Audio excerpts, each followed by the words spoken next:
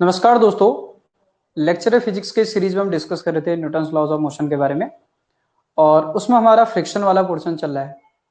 और फ्रिक्शन वाले में हमने लास्ट में डिस्कस किया था, अगर हमारे पास एक ब्लॉक है और वो इंक्लाइंड सरफेस पर अगर रखा गया है तो उसका एक्सेलरेशन कितना होगा, ये कैसे निकाला जाएगा। तो इसमें हमने देखा था, लास्ट में एक प्रॉब्लम दी थी, आप लोगों ने वो की होगी। प्रॉब्लम क्या थी मैं एक बार रिपीट कर दे रहा हूँ, बताना यही थी या कुछ और थी करके। कुछ मुझे जहां तक ध्यान में आ रहा है, ये 37 डिग्री का एंगल था। इधर एक 5 kg का ब्लॉक था शायद, ठीक है। और म्यू के की वैल्यू थी 0.3 और म्यू एस की वैल्यू थी 0.4। क्या यही प्रॉब्लम थी? हमें इसका एक्सेलरेशन बताना था। हमें क्या बताना था? इसका एक्सेलरेशन ऑफ दिस ब्लॉक, ठीक है। तो कैसे बताएंगे जरा देखिए, आप क्या जरा समझने की कोशिश करिए। सर आपने जो एक्सेलरेशन फाइंड करने के लिए क्वेश्चन दिया था उसका आंसर 3.6 आ रहा था, सही है क्या? हाँ, देखते हैं, चलो ट्राई करते हैं आपके पास क्या आ रहा था करके। तो अगर हम बात करें तो हमारे पास क्या ये ब्लॉक है और आपके पास ये समझ में आना चाहिए। सबसे पहले हमें इसका ये देखना पड़ेगा कहानी क्या है करके। तो अगर हम समझने की कोशिश करें तो ये समझ में आता है, नीचे की तरफ आपके पास जो फोर्स लग रहा होगा, आपके पास कितना लग रहा होगा जरा बोलो, 15 न्यूटन। अगर ये 37 है तो इसका इधर अगर आप कंपोनेंट अगर देखोगे तो ये एंगल कितना होगा जरा बताइए, 37 होगा।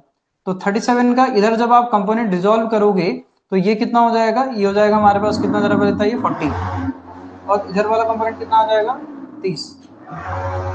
इधर वाला 40, इधर वाला 30। और ये क्या हो जाएगा, नॉर्मल एक्शन। नॉर्मल एक्शन क्या हो जाएगा, एन हो जाएगा, ठीक है। जब ये इधर की तरफ फोर्स लगेगा तो हम ये समझेंगे कि जो फ्रिक्शन फोर्स लग रहा होगा वो इस डायरेक्शन में लग रहा होगा।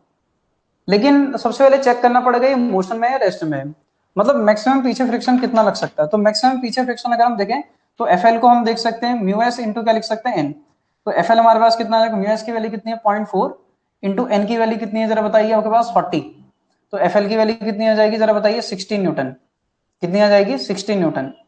ये 16 न्यूटन पीछे लग सकता है मैक्सिमम। आपको पता है ना लिमिटिंग वैल्यू आपके पास क्या है जरा बताइए, ये हमारे पास कितनी, 16 न्यूटन, 16 न्यूटन। बट लगेगा क्या, ये डिपेंड करेगा सिचुएशन पर। क्यों? क्योंकि अभी म्यू के और म्यू एस की वैल्यू दोनों अलग अलग दे रखी है। अगर एक ही गिवन होती तो फिर ये मेरा आपके पास बन जाता, एफ के बन जाता, काइनेटिक फ्रिक्शन भी यही होता फिर हमारा।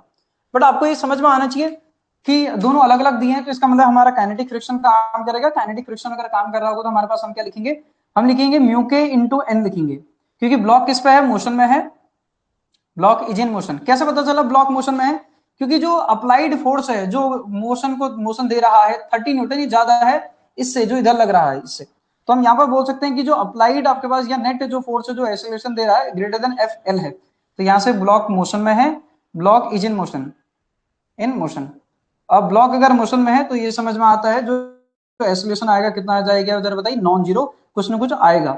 निकालेंगे कैसे? उसके लिए हमें सबसे पहले एफ के को डिफाइन करना पड़ेगा। एफ के क्या होता है, म्यू के इंटू कितना होता है जरा बताइए, एन। तो एफ के कैसे लिखेंगे, म्यू के की वैल्यू हमारे पास है 0.3 और एन की वैल्यू कितनी है जरा बताइए, एन की वैल्यू ऑलरेडी आपको समझ में आ रहा होगा, नॉर्मल एक्शन कितना हमारे पास, 40। तो यहाँ से अगर इसको सॉल्व करेंगे तो हमारे पास कितना आ जाएगा, 40। तो एफ के की वैल्यू हमारे पास कितनी आ जाएगी, 12। कितनी आ जाएगी, 12 न्यूटन, ठीक है। फटाफट जरा समझते हैं चीजों को। ये हमारे पास आ जाएगा। अब इधर लग रहा है हमारे पास एफ के काम कर रहा है 12 न्यूटन, इधर लग रहा 30। तो एक्सेलरेशन निकालने का तरीका क्या होगा भाई, न्यूटन ने बोला था किसी भी बॉडी पे जो नेट फोर्स लगता है 30 माइनस का 12, ये नेट फोर्स किसके इक्वल होगा, इस बॉडी का मास इंटू एक्सेलरेशन, यानी कि कितना आ जाएगा 18। ए की वैल्यू निकालोगे 3.6 मीटर पर सेकंड स्क्वायर आएगा। आप लोग का आ भी रहा था ये आंसर, ठीक है। कितना आएगा, 3.6 मीटर पर सेकंड स्क्वायर, ये आ जाएगा आंसर।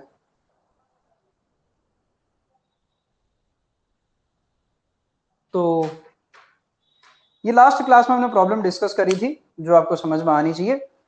फिर इससे रिलेटेड आगे बात करते हैं अब, ठीक है। एक आया हुआ क्वेश्चन डिस्कस करते हैं, बहुत ही प्यारा सा क्वेश्चन है, उसको आप लोग करोगे, ठीक है। चलो,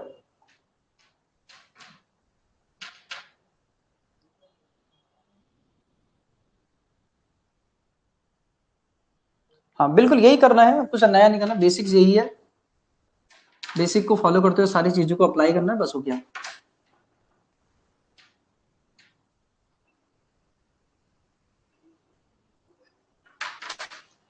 अगर हम बात करें हमारे पास नेक्स्ट क्वेश्चन क्या है, जरा समझने की कोशिश करिएगा।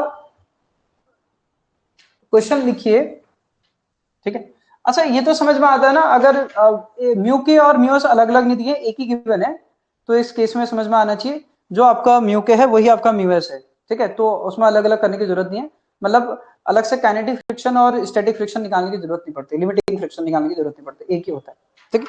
तो नेक्स्ट हमारे पास क्वेश्चन क्या है, a block of mass m, a block of mass m, ठीक है, आया हुआ क्वेश्चन है एग्जाम में, स्लाइड्स, ठीक है, slide down the inclined plane, slide down the incline, slide down the incline at an angle 30 degree, at an angle 30 degree, कितने degree के एंगल पर, 30 degree, with an acceleration g by 4, with an acceleration, ठीक है, g by 4, ये acceleration लिखा है shortcut में, ठीक है। the value of coefficient, the value of coefficient of the value of coefficient of kinetic friction will be, kinetic friction will be, भाई kinetic friction की वैल्यू क्या होगी, अगर हम बात करें तो पहला हमारा ऑप्शन है 2√3 + 1 बाई, आपके पास क्या है ऑप्शन, जरा बताइए 2। दूसरा ऑप्शन है 2√3 - 1 डिवाइडेड बाई 2। तीसरा ऑप्शन है √3/2 और चौथा ऑप्शन है 1/2√3, ठीक है। करो सर, कितना पढ़ा दिया, अभी स्टार्ट कर रहे हैं, नहीं पढ़ा है बहुत ज्यादा। इससे पहले जो दिया हुआ लास्ट क्लास में क्वेश्चन था वही डिस्कस किया, ये नया क्वेश्चन है आज की क्लास में, ठीक है। करो करो तो करो तो करो तो करो तो करो तो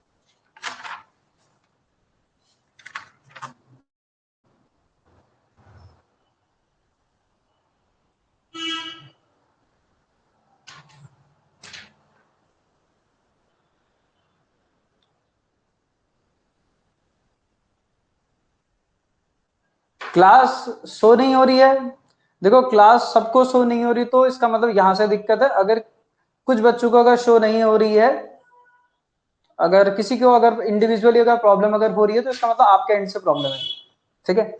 मुझे लगता है कि सबको प्रॉब्लम नहीं हो रही है, या किसी सबको विजिबल तो हो ही रही होगी, क्लास तो दिख रही होगी, या किसी को नहीं दिख रही है,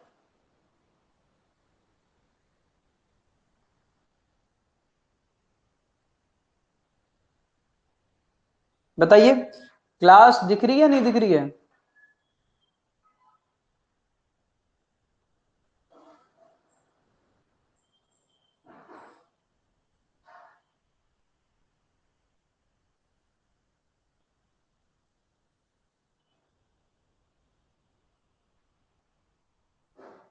क्लास शो हो रही है या नहीं, सर अलर्ट आता है कि लाइव क्लास हैज बिगन, हाँ वो अलर्ट तो आता ही है, फिर तो आपको ज्वाइन कर लेना चाहिए ना।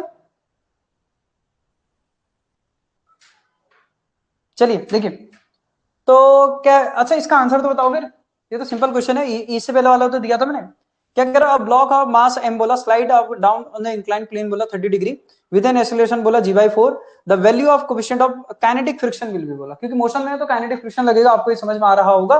तो कहानी क्या है, कहानी यह है कि हमारे पास एक ब्लॉक है और इस ब्लॉक का मास m है और ये 30 डिग्री के एंगल के प्लेन में रखा गया है, ठीक है।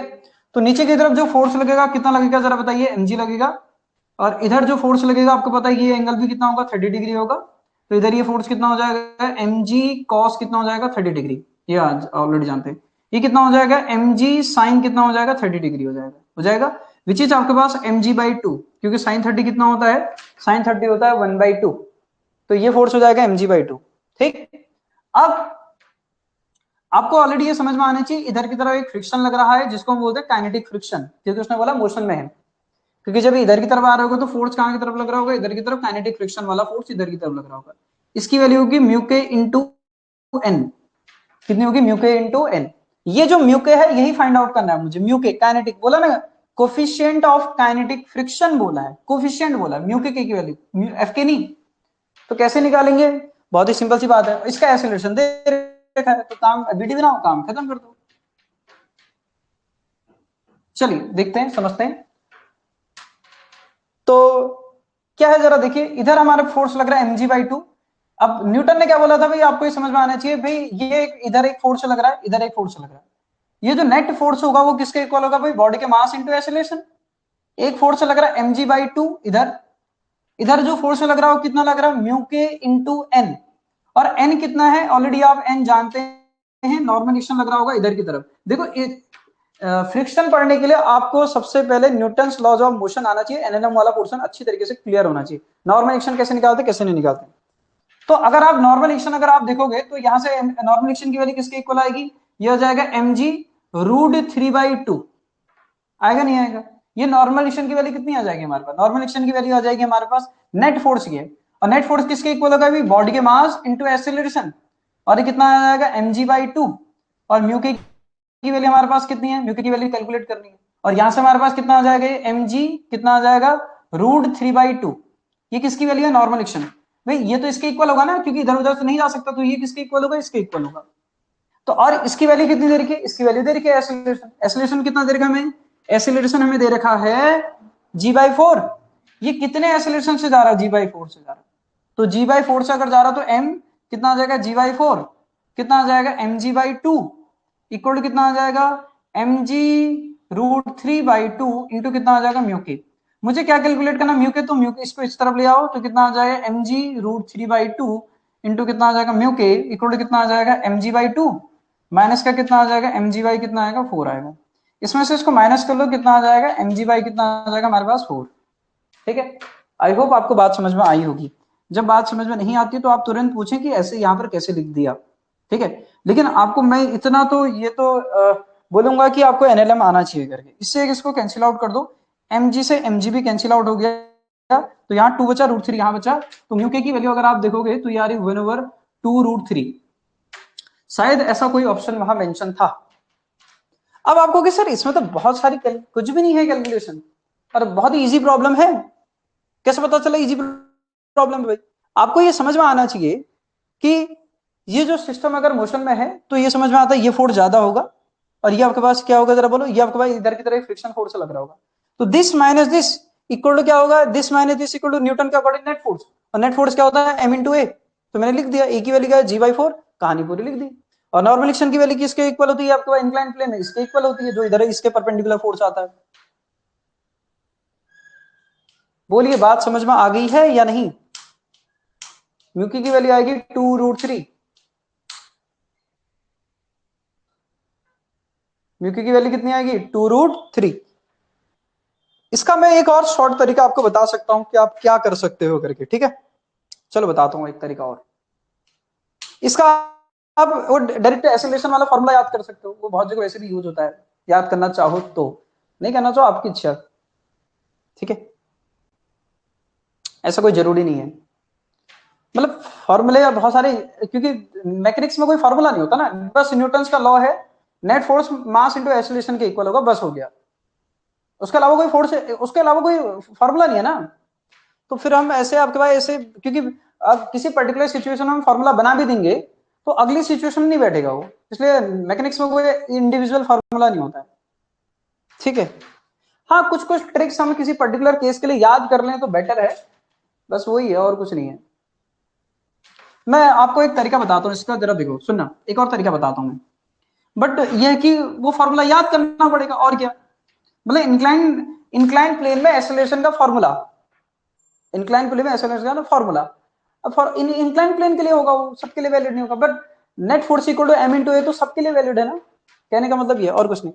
देखिए, तो एक्सेलरेशन ऑफ ब्लॉक इन, ठीक है, acceleration of block in incline plane, incline plane, acceleration of block in incline plane, ठीक है। अच्छा बताओ, अगर फ्रिक्शन नहीं होता है, जैसे मैं एक सरफेस दूं, आप इसको मेरे को बताओगे, ठीक है, ये कोई सरफेस है, थीटा एंगल पर हमने एक ब्लॉक रखा है, इसका एक्सेलरेशन कितना होता है जरा बताओ तो। इस ब्लॉक का एक्सेलरेशन कितना होता है, कांस्टेंट होता है, वेरिएबल होता है, क्या होता है, पहले सारी बात बताओ, एक एक करके सारी कहानी बताओगे, ठीक है। फ्रिक्शन नहीं है, फ्रिक्शन नहीं है, इस ब्लॉक का एक्सेलरेशन क्या होता है इंक्लाइन प्लेन में, बताओ। दूसरा, ये जो एक्सेलरेशन होता है कांस्टेंट होता है, वेरिएबल होता है, ये भी बताओ। एक एक कहानी आनी चाहिए ना आपको यार, तभी तो फिजिक्स आने वाली बात होगी, अदरवाइज कैसे, बताइए सारी कहानी बताइए।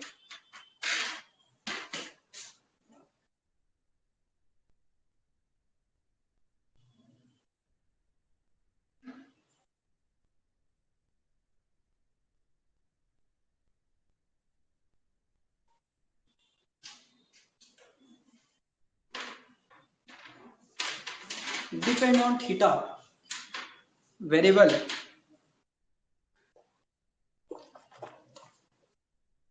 मैंने क्या पूछा आपको समझ में आया, मैंने पूछा इस ब्लॉक का एक्सीलरेशन पूछा इस इंक्लाइन प्लेन में, इस इंक्लाइन प्लेन में ब्लॉक का एक्सीलरेशन क्या होगा, ब्लॉक का एक्सीलरेशन कांस्टेंट होगा, टाइम के साथ बदलेगा, कांस्टेंट होगा, वेरिएबल होगा, और क्या होगा इसका फॉर्मूला भी बताना है, क्या होगा ये भी बताना है, क्या होगा बताओ तो, ये तो आप पिछले पहले पढ़ के आ चुके हो, बताओ तो क्या होगा। सब टाइप करेंगे, सब टाइप करेंगे, तभी तो हमारा रिवीजन होगा पुराना वाला। बताइए बताइए बताइए, सबको याद है, सब बता, अरे फटक से बताओ, जी साइन थीटा, बिल्कुल बहुत ही बढ़िया, थीटा एंगल पर रखा है तो अरे यार कुछ भी नहीं करना है, इधर फोर्स लगा एम जी, याद क्या करना है इसको, इधर फोर्स लगा एम जी कॉस थीटा, याद है, थीटा ये एंगल होगा, इधर फोर्स लगा m g sine theta, note नहीं करना है, ये मैं ऐसे ही बता रहा हूं। अब ये तो फोर्स है पीछे, तो अभी फोर्स है ही नहीं ना, क्योंकि फ्रिक्शन कितना है, फिर फ्रिक्शन लेस सरफेस है, ये हम पहले पढ़ चुके हैं। तो एक्सेलरेशन होता कितना भाई, एक ही फोर्स लग रहा है, और न्यूटन ने क्या कहा था, जो भी फोर्स होगा, यहां पर फोर्स कितना है, सिर्फ एम जी साइन थीटा, और न्यूटन ने सबसे कहा था, क्या कहा था, जो फोर्स होगा वो किसके इक्वल होगा, mass into acceleration, m g sine theta. और वहां पर हमने एक बात देखी थी, क्या देखी थी, एक्सेलरेशन आता था जी साइन थीटा, याद नहीं करना लेकिन आइडिया होना चाहिए थोड़ा बहुत यार, क्या आता है करके। और ये भी बताया था कि जो एक्सेलरेशन आता है ये independent from mass of object है, चाहे आप यहाँ पर मास एम रखें, 2m रखें, 3m रखें, कुछ भी रखें, एक्सेलरेशन हर बॉडी का सेम होगा, अगर एंगल ऑफ इंक्लाइनेशन अगर सेम है तो, एंगल ऑफ इंक्लाइनेशन अगर सेम है तो एक्सेलरेशन भी कैसा होगा, सेम। बात समझ में आई नहीं आई, बताइए जरा, आपको कहानी समझ में आई, ये तो पहले ही पुरानी कहानी है। अब हमने यहाँ फ्रिक्शन की वैल्यू जीरो नहीं करनी है, कुछ न कुछ फ्रिक्शन रखना है, ठीक है, कुछ न कुछ फ्रिक्शन रखना है। और ये ब्लॉक मोशन में है, ब्लॉक किसमें है, मोशन में, तो कौन सा फ्रिक्शन काम कर रहा होगा, काइनेटिक फ्रिक्शन, उसको मैंने लिख दिया म्यू के, या म्यू जो आपको सही लगे वो लिख लो। तो इधर फ्रिक्शन फोर्स लग रहा होगा, और ये जो फ्रिक्शन फोर्स होगा कितना होगा जरा बताइए, नॉर्मल एक्शन लग रहा होगा इधर की तरफ, ये होगा म्यू के इंटू एन के इक्वल होगा, सही बात है, अरे यस और नो बोलो।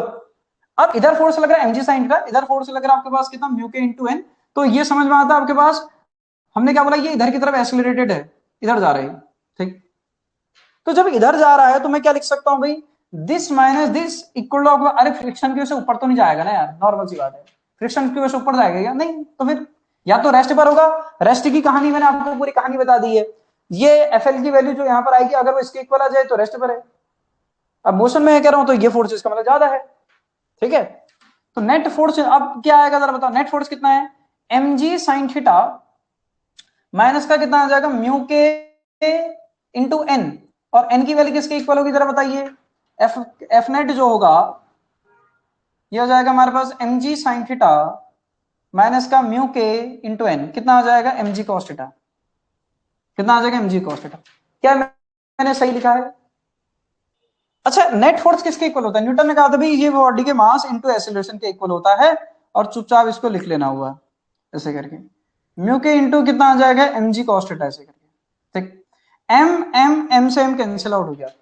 एक खास बात फिर से पता चली, भले ही आप यहां फ्रिक्शन डाल दें सरफेस पर, भले ही फ्रिक्शन वाली सरफेस हो, तब भी जो एक्सीलरेशन आता है independent from mass of object आता है। इसका मतलब, इससे पहले मैंने क्वेश्चन आपको दिया था 5 केजी का ब्लॉक, म्यू की वैल्यू 0.3, म्यू एस की वैल्यू 0.4 और एक्सीलरेशन पूछा था 3.6। अगर उसकी जगह 2 केजी का ब्लॉक लूं तब भी आंसर कितना आएगा बोलो? 2 केजी का अगर ब्लॉक लूं, फ्रिक्शन वगैरह का सब कुछ सेम करूं, आंसर कितना आएगा बताइए जरा? आंसर कितना आएगा? म्यू के जी कॉस थीटा, कितना आएगा आंसर? अगर मैं सारी सिचुएशन सेम करूं प्रीवियस वाले क्वेश्चन में, और मास ऑफ ब्लॉक अगर क्या कर दूं जरा बताइए, 2 केजी, तब भी आंसर कैसा आएगा? सेम। बिल्कुल आपको बात समझ में आती है, कोई दिक्कत ही नहीं है। साइन थीटा माइनस का म्यू कॉस थीटा, ठीक है, ये आ गया एस्केलेशन। क्यों? क्योंकि अभी भी जो एस्केलेशन आ रहा है वो independent from mass of object आ रहा है, ठीक है। क्या आएगा? Mass of object. आंसर आ रहा था उसमें 3.6, क्या आ रहा था? 3.6, ठीक है। चलो, अभी जो मैंने कहा ना, आप इस फॉर्मूले को याद भी कर सकते हो, आपको अगर याद करना है तो, ठीक है, कोई दिक्कत नहीं है, इसको याद करना भी बहुत बड़ी बात नहीं है। भाई जी साइन थीटा, इधर एक्सीलरेशन है, इधर एक्सीलरेशन कितना आ जाएगा भाई? वो हटाना, मास हटाना पड़ेगा, तो म्यू के इंटू कितना आ जाएगा? जी कॉस थीटा, ये क्योंकि मास हटा दिया ना, म्यू के जी इंटू कॉस थीटा, तो कितना आ जाएगा? जी कॉमन लेके साइन थीटा माइनस का mu cos theta is the acceleration of a block in the incline plane. समझ में आई बात? इससे प्रीवियस वाली जो प्रॉब्लम मैंने आपको गिवन थी, दी थी, आप उसको इस फॉर्मूले से भी डायरेक्टली कर सकते हो, डायरेक्टली। इससे पहले मैंने जो क्वेश्चन दिया था उसमें एक्सेलरेशन कितना था? g/4 था, एंगल कितना था? 30 डिग्री था।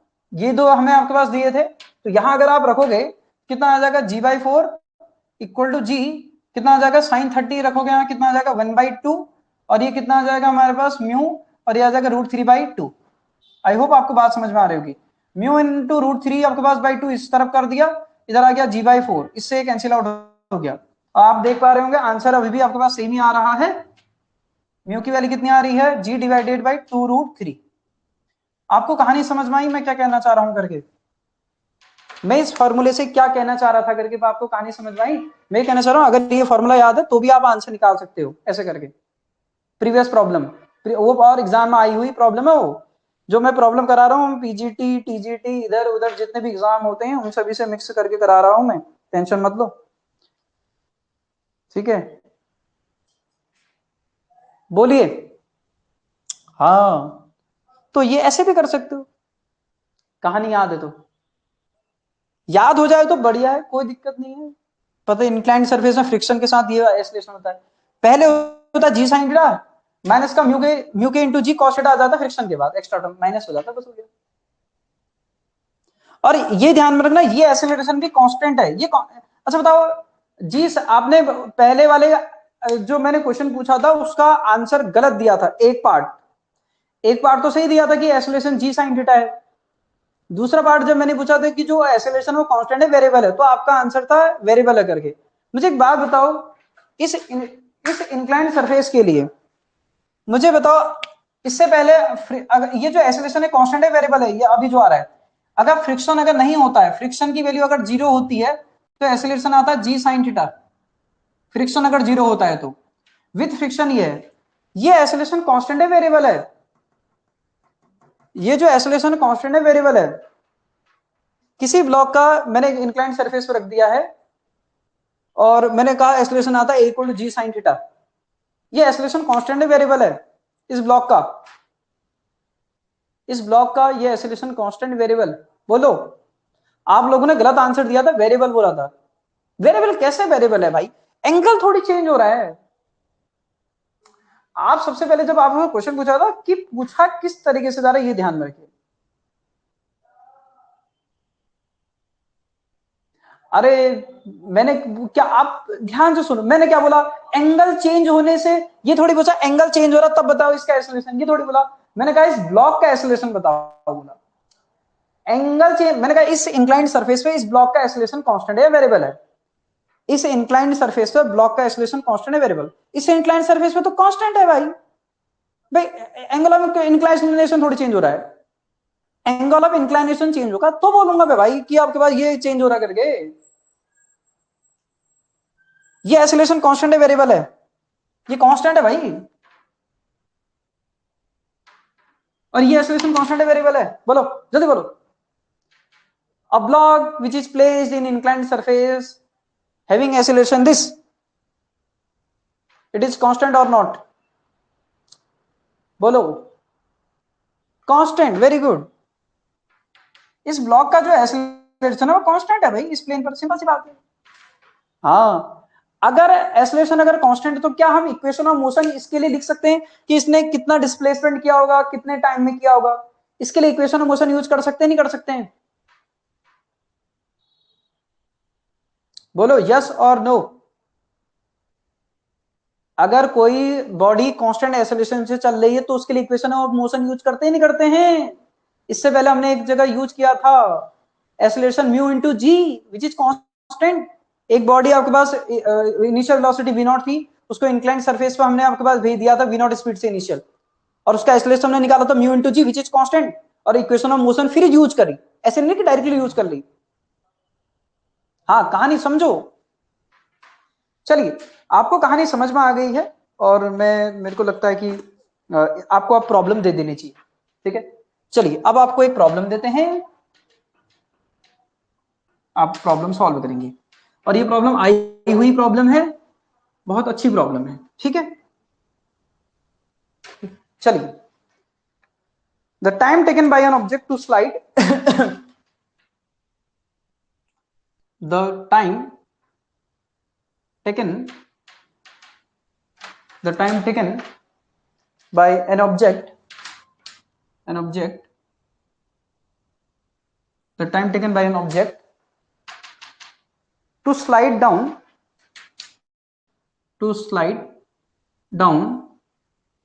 45 degree लगा, 45 degree rough inclined plane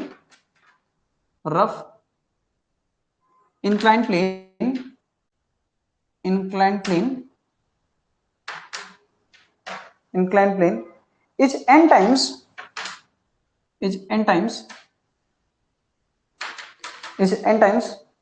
as it take to slide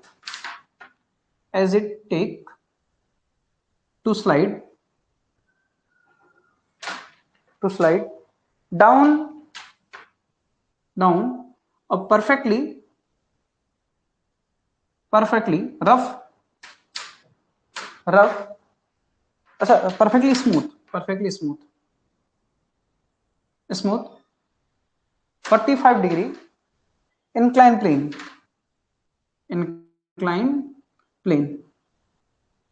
ठीक है, फिर क्या बोला? The coefficient of kinetic friction between अच्छा क्वेश्चन है, कोफिशिएंट ऑफ, लेकिन सिंपल है, kinetic friction, coefficient of kinetic friction between block between क्या है? Between the object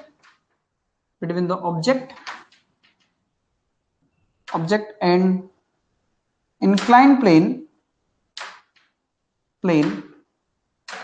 plane is option, पहला ऑप्शन है 1 ओवर आपके पास 1 minus n square. Option B है 1 minus 1 over n square. Option C है 1 minus 1 by n square. Option D है 1 plus 1 by n square. ठीक है, ये ऑप्शन है। करो तो। क्वेश्चन बड़ा दिख रहा है, बड़ा है नहीं, सिंपल क्वेश्चन है, करो, ट्राई करो, दिमाग लगाइए।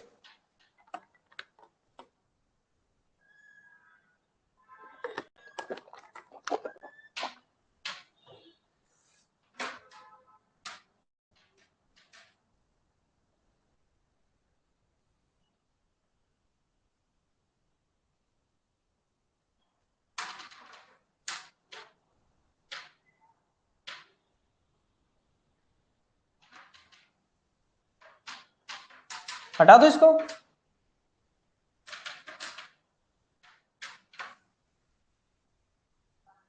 इरेज कर दूं?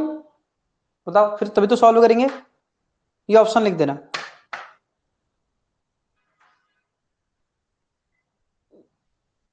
इसमें भी मिल जाएगा, असाइनमेंट में भी मिल जाएगा। असाइनमेंट सॉल्व किया?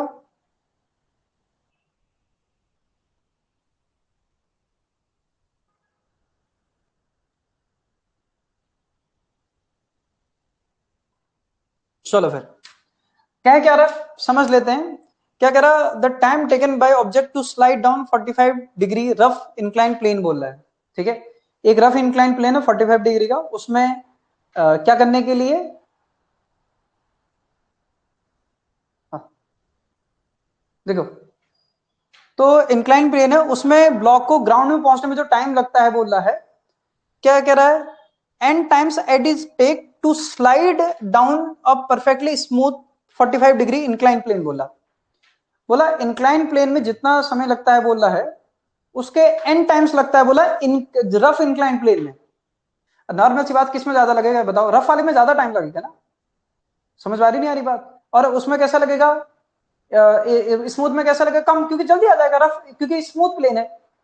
और रफ वाले में ज्यादा टाइम लगेगा। और जो रफ वाले में जो टाइम लग रहा है बोला, वो एन टाइम स्मूथ वाले के बराबर टाइम के इक्वल है बोला। अगर मैं बोल दूं टी, अगर T1 टाइम अगर स्मूथ में लग रहा है, जो T2 रफ में बोलूंगा वो T2 होगा एन टाइम्स ऑफ T1। कहानी समझ में आ रही है? फिर क्या बोल रहा है, the coefficient of kinetic friction, ये हमें कैलकुलेट करना है। काइनेटिक फ्रिक्शन भाई, कोफिशिएंट, काइनेटिक फ्रिक्शन में कोफिशिएंट उसका म्यू के, बिटवीन आपके पास बोला, आपके पास क्या, object and the incline plane. Question समझ में आया भाई? एक रफ इंक्लाइन प्लेन में अगर कुछ टाइम लग रहा है, मान लो आपको T2, और T1 T2 कुछ मान लो, आपको आपकी इच्छा। स्मूथ में मान लो T1 लग रहा है, और रफ में कितना लग रहा है, T2। जो T2 होगा बोला वो n टाइम्स ऑफ T1 होगा बोला, दिखा नहीं? सही बात है, बताइए। क्योंकि आपने ये देखा कि जो रफ इंक्लाइन प्लेन में उसका एक्सीलरेशन कम हो गया भाई। अगर एक्सीलरेशन अगर कम हो जाएगा तो देर में पहुंचेगा, तो ज्यादा टाइम लेगा। अभी आपने देखा नहीं देखा, इंक्लाइन सरफेस में जब फ्रिक्शन डाला, यानी कि म्यू डाला, तो उसके बाद हमने देखा उसको ज्यादा उसका एक्सीलरेशन कम हो गया है, यानी कि वेलोसिटी जो चेंज होगी कम चेंज होगी, तो देर में पहुंचेगा। सिंपल सी बात है, समझो भी कहानी क्या हो रही करके। अच्छा, अब जरा समझिए, देखो, हमने लिखी स्मूथ वाली की कहानी यहां पर। ये स्मूथ प्लेन है सपोज कर लें, ये कैसा सरफेस है, स्मूथ इंक्लाइंड सरफेस है। ठीक, एम मास का ब्लॉक है, ये थीटा एंगल है। अब मैं बहुत ज्यादा इसके ऊपर चिल्लाऊंगा नहीं, क्योंकि मैं पहले आपके पास पूरी कहानी बता चुका हूं, बार बार चिल्लाना सही बात नहीं है। सुनना, मान लो ये कितना डिस्टेंस आ रहा है, डी डिस्टेंस आ रहा है, ऐसा करके कितने डिस्टेंस आ रहा है, डी डिस्टेंस, कुछ मान लो जो आपको मानना है वो मान लो, ठीक है। या एस डिस्प्लेसमेंट कर रहा है, सपोज एस डिस्प्लेस कर रहा है, तो आपको पता है कि इसका एक्सेलरेशन क्या है इस डायरेक्शन में। एक्सेलरेशन कितना जरा बताइए, जी साइन थीटा, पता है ना, अभी निकाला था आपने एक्सेलरेशन। इधर की तरफ एक्सेलरेशन कितना जरा बताइए, जी साइन थीटा। तो ये जो डिस्प्लेसमेंट यहां से यहां जाने में जो टाइम लग रहा है, कितना लग रहा है, T1। लेट आपके पास ये कौन सा सरफेस है, स्मूथ, म्यू की वैल्यू कितनी है, 0, स्मूथ है भाई। कैसे ये स्मूथ सरफेस है? अगर यहां से यहां आने में इसको T1 टाइम लग रहा, तो क्या लिख सकता हूं, डिस्प्लेसमेंट कितना है, S। तो S इक्वल टू क्या लिख सकते हैं जरा बताइए?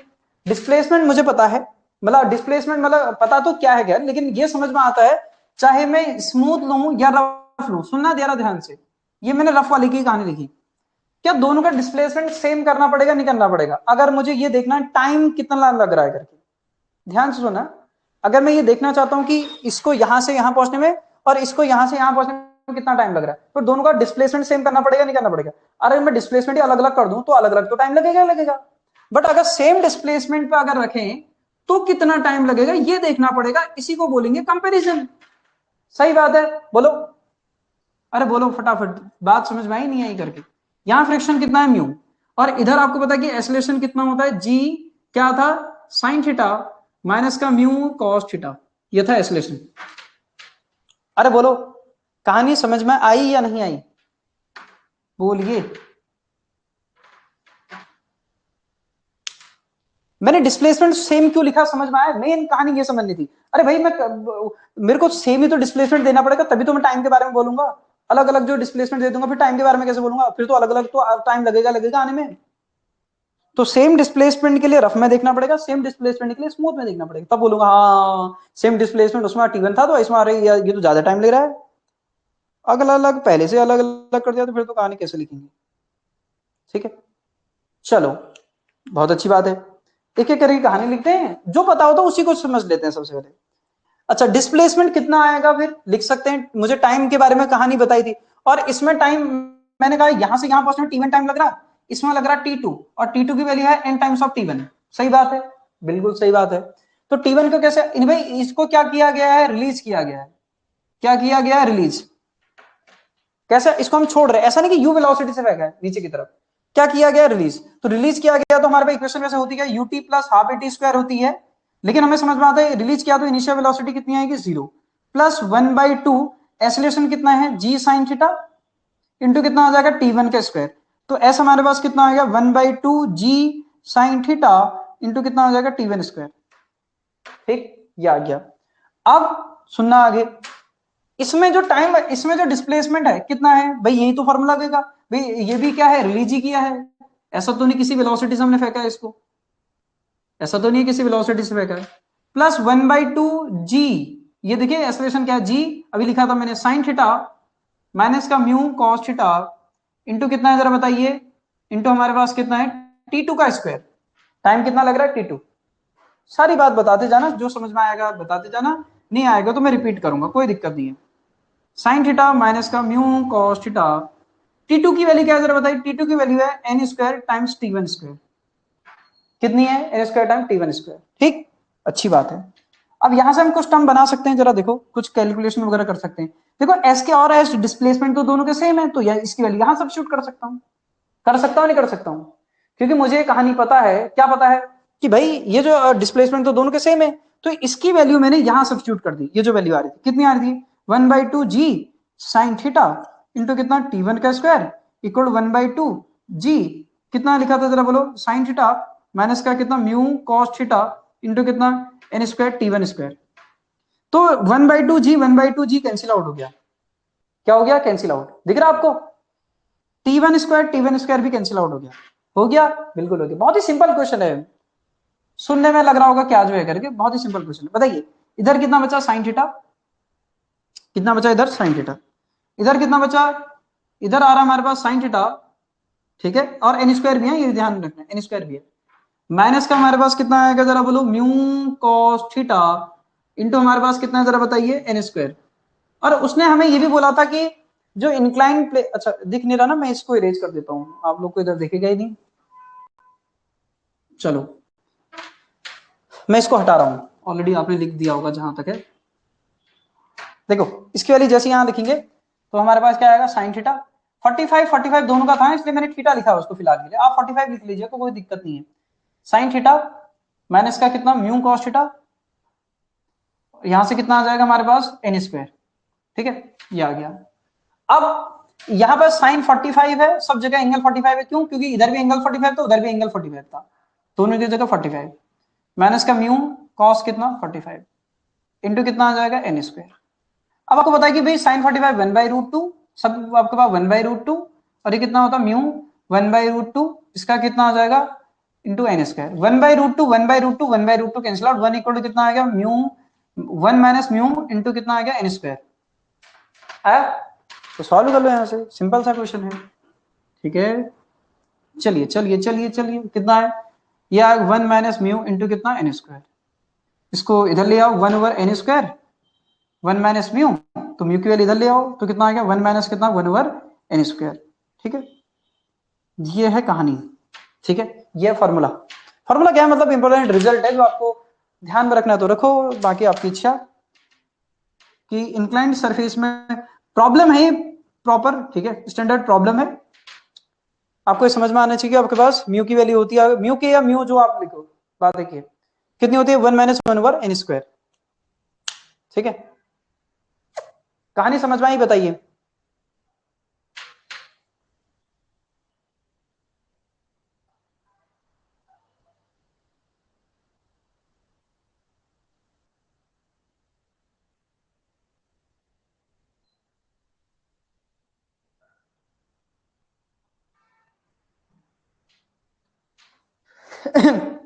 कहानी समझ में आई, बताइए, कुछ समझ में आया, क्लियर हुआ, चल क्या रहा है करके, हो क्या रहा है करके।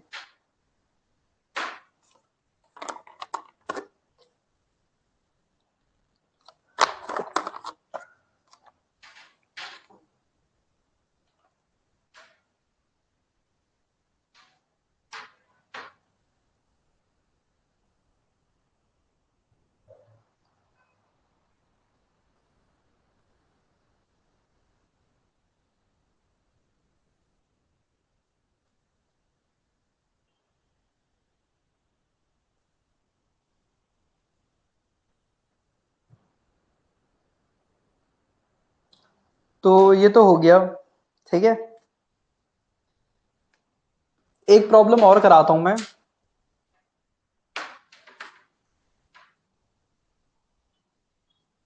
फिर उसके बाद बाकी बात करेंगे कल, ठीक है।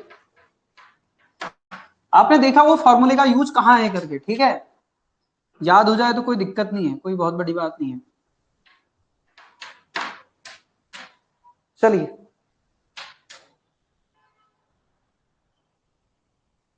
चलो चलो चलो चलो चलो, एक क्वेश्चन जरा सुनना, ठीक है। बोल रहा है, हमसे बोल रहा है, अ मार्बल, चलो छोटा सा क्वेश्चन है, फटक से करोगे, ठीक है, गलत नहीं करोगे। A marble block block of mass 2 kg, कितना केजी है, 2 kg, lying on a ice, lying on a ice, lying on a ice, ठीक है।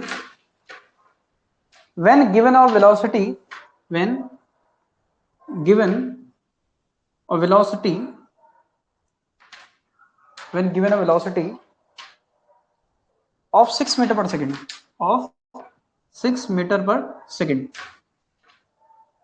is stopped by friction, is stopped by friction,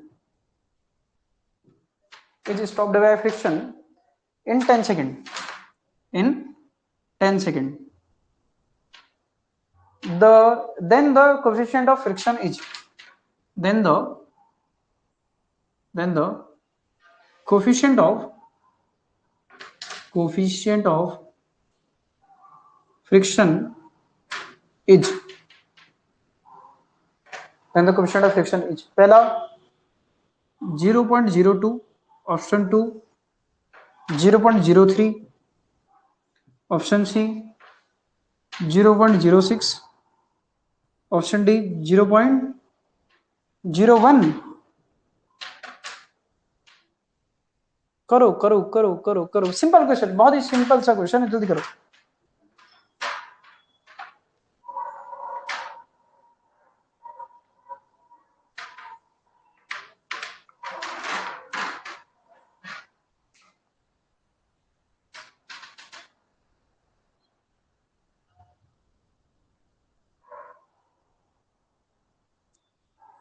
ये खत्म हो जाता तो फ्रिक्शन वाला पोर्शन, फिर उसके बाद हम स्टार्ट करेंगे, इसमें अभी एक आध लेक्चर और बचा है हमारा, फिर उसके बाद हम डिस्कस करेंगे सर्कुलर मोशन, फिर ये वाला पोर्शन पूरा खत्म, फिर हम रोटेशन डिस्कस करेंगे, ठीक है। एसएसएम हो गया, फिर रोटेशन हो गया, इस तरीके से, जल्दी करो तो। हो गया, अब मारो, अरे ये तो वही वाला क्वेश्चन है, याद आ रहा है, एक ब्लॉक है 2 kg का, कितनी वेलोसिटी जा रहा है, 6 मीटर पर सेकेंड से जा रहा है, is stopped by friction after 10 second बोल रहा है। ये होगी इनिशियल वेलोसिटी, फाइनल वेलोसिटी कितनी होगी इसकी, 0, आंसर आ जाना चाहिए यार अभी तक तो। फाइनल वेलोसिटी कितनी हो जाएगी 0। क्या बताना है? बताना है मैं अच्छा टाइम दे रखा है, यहां से यहां जाने में टाइम कितना लग रहा है, अरे बताओ भाई 10 सेकेंड। तो कोएफिशिएंट ऑफ फ्रिक्शन तो v equal to u plus at use कर लो ना यार। और फाइनल वेलोसिटी 0, इनिशियल वेलोसिटी कितनी है 6। एक्सेलरेशन कितना होता है म्यू इंटू जी, याद है नहीं है? याद होना चाहिए। फ्रिक्शन अगर एक ब्लॉक अगर किसी सरफेस पर रखा हुआ है और उसके अगर उसकी वेलोसिटी इनिशियल अगर ये है तो उसका फ्रिक्शन क्या उस पर उसका एक्सेलरेशन क्या होता है? एक्सेलरेशन कितना होता है उसका म्यू जी। याद नहीं है तो याद करिए। कितना आ जाएगा 6 डिवाइडेड बाय कितना म्यू इंटू जी, क्योंकि स्टैंडर्ड फॉर्मूला भाई। 6 डिवाइडेड बाय कितना आएगा? अच्छा टाइम तो हमें दे रखा है, ये तो मैं आपके पास क्या कर रहा हूँ, रुको रुको रुको रुको रुको रुको रुको, मुझे क्या निकालना है? हमें निकालना है म्यू।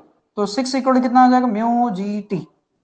6 ऐसे रहेगा, म्यू की वैल्यू कितनी है हमारे पास, म्यू की वैल्यू कैलकुलेट करनी है। जी की वैल्यू है 10, टाइम की वैल्यू है 10 सेकेंड, तो म्यू की वैल्यू आ जाएगी 0.06। सिंपल सी बात है, हमें म्यू निकालना है ना भाई, तो कितना आ जाएगा ये खत्म। सी वेरी गुड। चलो एक और बताते हैं इसी टाइप का प्रॉब्लम, छोटा सा नन्ना सा, ठीक है। तो उसके बाद क्लास ओवर, जल्दी से करेंगे क्योंकि फिर दूसरी क्लास है ना। चलो